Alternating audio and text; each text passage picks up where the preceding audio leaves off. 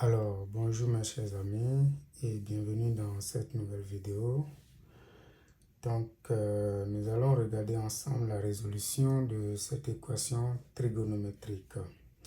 Donc, nous avons ici sinus carré de x plus 2 fois sinus de x cosinus de x moins 3 cosinus carré de x égale 0. Donc, déjà, on commence par remarquer que cette expression ressemble un tout petit peu, d'accord, à une identité remarquable, d'accord. C'est comme si on avait débuté le développement de a plus b le tout au carré. Donc, je rappelle, a plus b le tout au carré, c'est égal à carré plus 2ab plus b au carré, d'accord. Donc, si on regarde bien ceci, on obtient sinus de x au carré plus 2 fois sinus de x cosinus de x. Donc, il manque tout simplement cosinus plus cosinus carré de x. D'accord? Donc, ce qu'on va faire, on va essayer de réécrire cette expression en faisant intervenir le cosinus carré, c'est-à-dire le b au carré qui manque dans ça. Donc, je vais réécrire l'équation en disant que ça fait sinus au carré de x plus 2 sinus de x cosinus de x. Donc, j'ajoute le cosinus carré de x marquant, d'accord. Puisque j'ai ajouté, il faut que je retranche pour conserver, d'accord, l'écriture de base. Donc, moins cosinus carré de x. Donc, ça veut dire que là, on vient d'ajouter en fait 0 qui ne changera pas l'écriture de départ. Donc, je conserve maintenant les moins 3 cosinus carré de x puis égale 0. Mais ce que je vais faire ici maintenant, c'est d'utiliser les trois premiers termes, d'accord, parce que a carré plus 2ab plus b carré, c'est a plus b le tout au carré. Donc là, j'obtiens sinus de x plus cosinus de x, d'accord, au carré, d'accord. Maintenant, il va rester ça avec ça. Si je prends moins cosinus carré de x, moins 3 cosinus carré de x, on obtient moins 4 cosinus carré de x égale à 0. D'accord?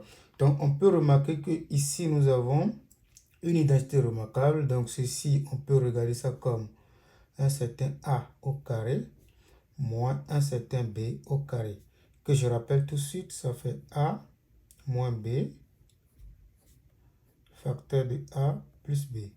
Ça, c'est une identité remarquable. D'accord? Donc, ici, je vais juste écrire ceci sous la forme d'un carré. Donc, j'obtiens sinus de x plus cosinus de x au carré. Moins maintenant 2 cosinus de x le tout au carré égale à 0. D'accord? Donc, ainsi, donc, j'obtiens alors, j'utilise maintenant cette formule. Donc, ça fait sinus de x plus cosinus de x. Ça, c'est le a. D'accord? Parce que nous avons ici a au carré moins le b au carré. Donc, ça fait a plus le b. D'accord? Donc, 2 cosinus de x facteur de le même a. Ça, c'est a. D'accord? Moins maintenant b. Donc, moins 2 cosinus de x, d'accord, égale à 0. Donc, tout ceci donne exactement sinus de x plus 3 cosinus de x facteur de sinus de x. Donc, ça avec ça, c'est exactement moins cosinus de x égale à 0. D'accord? Donc, puisque j'ai un produit, d'accord, qui vaut 0, ça veut dire que l'un au moins des termes est égal à 0. Donc, on écrit tout simplement que sinus de x plus 3 cosinus de ins égale à 0 ou, d'accord, sinus de ins moins cosinus de ins égale à 0. Donc, ce facteur-là est 0 ou c'est plutôt ce facteur qui vaut 0. D'accord, donc nous allons maintenant résoudre les deux machins. D'accord, donc ceci c'est exactement sinus de ins égale moins 3 cosinus de ins ou sinus de ins égale à cosinus de ins. D'accord, maintenant il faut résoudre chaque équation. D'accord, utilisons ceci par exemple, la première équation. D'accord, donc sinus de ins égale moins 3 cosinus de ins. D'accord, on peut remarquer ici que si cette affaire-là vaut 0, d'accord, ceci ne peut plus être 0. Ça veut dire quoi? Que cosinus ne peut jamais valoir 0 si cette équation doit avoir des solutions. D'accord? Donc ça veut dire quoi? Que cosinus est bien différent de 0 et donc je peux diviser. D'accord? Comme cosinus est différent de 0, je peux diviser. J'obtiens alors sinus divisé par cosinus de ins qui donne moins 3. D'accord? Donc, et ça, on le connaît tous, c'est tangente. Donc ça, c'est tangente de ins égale à moins 3. D'accord?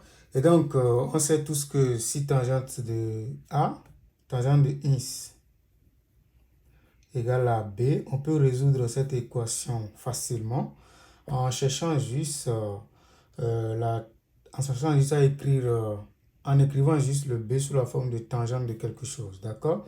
Donc, si je parviens à écrire B sous forme de tangente de Y, par exemple, ça devient facile. Je peux dire que ins est tout simplement égal à Y plus Kpi, avec K un entier. Donc, ça, c'est exactement la solution de cette équation-là.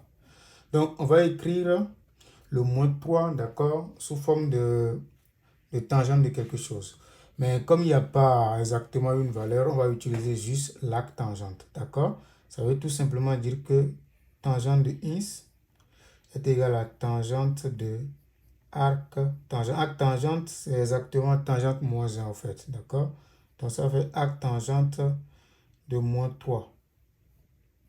D'accord? Et donc ça, c'est le y. D'accord? Parce que arc tangente n'a pas de valeur exacte comme ça. On peut prendre des valeurs approchées, mais ici, nous allons utiliser juste le arc tangente. Donc ici, le x est égal à arc tangente de moins 3 plus kpi. D'accord? K élément de z. Ça, c'est la première solution pour la toute première équation. D'accord? Dans la deuxième équation maintenant, c'est sinus de ins égale cosinus de ins. Donc, comment je vais faire? Je fais la même chose parce que si sinus de ins est égal à cosinus de ins, nécessairement cosinus de ins ne peut pas être égal à 0 parce que si cosinus est 0, sinus c'est soit 1 ou soit moins 1. D'accord? Parce qu'il faut que l'identité de Pythagore la marche. C'est-à-dire quoi? Il faut que cosinus carré de ins plus sinus carré de ins soit toujours égal à 1. D'accord? Donc, si ceci est égal à 0, nécessairement, sinus est soit 1 ou moins 1, d'accord? Ce qui permet de ne pas avoir l'égalité. Et donc, cosinus est toujours différent de 0 pour avoir l'égalité, pour espérer l'égalité. Et donc, je peux alors diviser. Je peux alors écrire ça comme ça, qui va être égal à 1. D'accord? Parce que j'ai divisé. Donc, si je fais comme ça, j'obtiens également tangente de ins qui vaut 1. Donc, cette fois-ci, on peut écrire la tangente du nombre qui donne 1. C'est exactement tangente de pi sur 4. Parce que tangente de pi sur 4, ça fait sinus de pi sur 4 sur cosinus de pi sur 4. Donc, ce qui fait le même nombre divisé par le même, donc ce qui donne 1.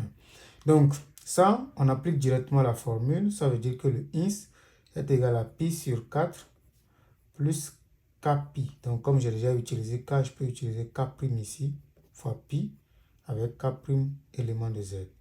Donc, ça, c'est la solution. Donc, nous avons Les solutions de cette équation, cette magnifique équation, d'accord, sont tous les nombres réels, d'accord, qui peuvent s'écrire sous cette forme, ou bien les nombres réels qu'on peut écrire sous cette forme. D'accord? Merci beaucoup d'avoir regardé cette vidéo. N'hésitez pas à vous abonner pour plus de vidéos. Merci beaucoup.